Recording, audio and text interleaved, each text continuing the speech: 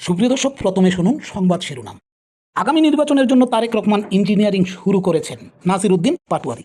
BNP আজকে সরকারের ক্ষমতায় আছে, কালকে নাও থাকতে পারে, সার্জিস আলম। গণভোট বাস্তবায়ন না করলে সরকার তার মেয়াদ সম্পন্ন করে যেতে পারবেন না, বললেন নাহিদ ইসলাম।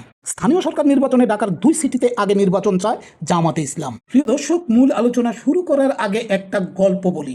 গনি মিয়ার 5 ছেলের সংসারে সম্পদ বলতে একটি বকনা বাছুর আর এক টুকরো চাষের জমি। সব ছেলের নজর এখন এই বকনা বাছুরের দিকে। একজন গাছ কাটে, একজন ঘাস দোয়, একজন গরুকে ঘাস দেয়, একজন গরুকে গোসল করায়, আর একজন গরুর ঘর পরিষ্কার করে। আর গনি মিয়ার ঘাড়ে সংসারের গানি। গনি মিয়া ছাড়া সংসার আর জমি দেখার কেউ নেই। সুপ্রিয় দর্শক, আমার দেশের সংসদে বিরোধী দলের নেতাদের সেম অবস্থা।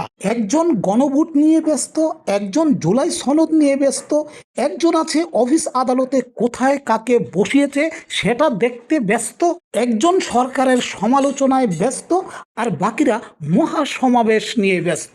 সুপ্রিয় দর্শক, সরকার এবং বিরোধী দলের এই ভালোবাসার খুনসুটিতে পড়ে বাংলাদেশের অবস্থা এখন সেই গনি মিয়ার সংসারের মতোই। সবাই যেন ক্ষমতার ভাগাভাগি নিয়ে ব্যস্ত। ক্ষমতার ভাগাভাগি আর দুই দলের লাগালাগিতে পুরো দেশের জনগণ এখন শিল আর পাটার মাঝখানে মরিচের মতো। একদিকে বিরোধী দল বলছে সরকার তাদের কথা শোনে না, অন্যদিকে বলছে কথা না শুনলে সহযোগিতা করা হবে না। সরকারের অবস্থা এখন গনি মিয়া সংসারের সেই গনি মিয়ার মতোই। সুপ্রিয় দর্শক, একটি দেশের উন্নয়নের জন্য সংসদে সরকার এবং বিরোধী দলের সমান ভূমিকা থাকা প্রয়োজন। সেদিক থেকে বিবেচনা করলে সংসদে বিরোধী দলের কার্যক্রমে দেশের উন্নয়নে কোনো ইতিবাচক ভূমিকা নিয়ে প্রশ্ন ওঠে। প্রিয় দর্শক, কিছুদিন আগে বাজেট ঘোষণা হয়েছে। যদি কৃষির কথা বলি তাহলে বিশ্বব্যাংক এবং বিশ্ব খাদ্য সংস্থা অনুযায়ী কৃষিতে 10% বরাদ্দ দরকার, যেখানে মোট বরাদ্দ প্রয়োজন 93,800 কোটি টাকা।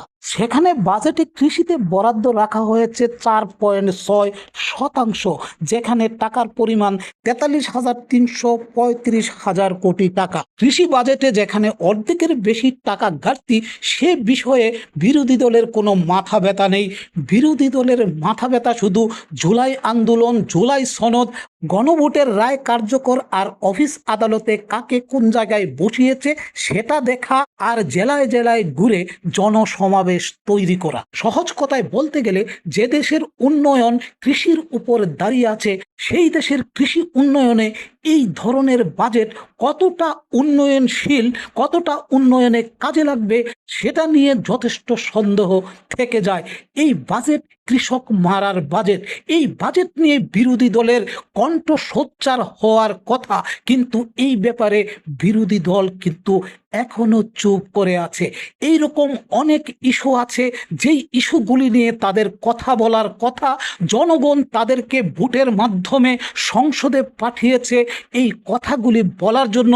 তারা সেই কথাগুলি বলছে না, তারা করছে ভাগাভাগির রাজনীতি। এই ভাগাভাগির রাজনীতি থেকে সরকারি দল এবং বিরোধী দল যদি না সরে আসে, আর দেশে একটা সম্মিলিত রাজনৈতিক প্ল্যাটফর্ম যদি না গড়ে তোলা হয়, সম্মিলিত সংসদ কার্যক্রম যদি না গড়ে তোলা হয়, তাহলে এদেশের মানুষ যেই প্রত্যাশা নিয়ে সরকার এবং বিরোধী দলকে ভোট দিয়েছে, সেই প্রত্যাশার গুড়ে বালি। প্রিয় দর্শক, আমরা অধীর আগ্রহে অপেক্ষা করছি এবং সরকারি দল এবং বিরোধী দলের কাছে আমাদের প্রত্যাশা তারা সম্মিলিত একটা সংসদ তৈরি করার মাধ্যমে এদেশের মানুষকে উন্নয়নের দিকে ধাবিত করবে।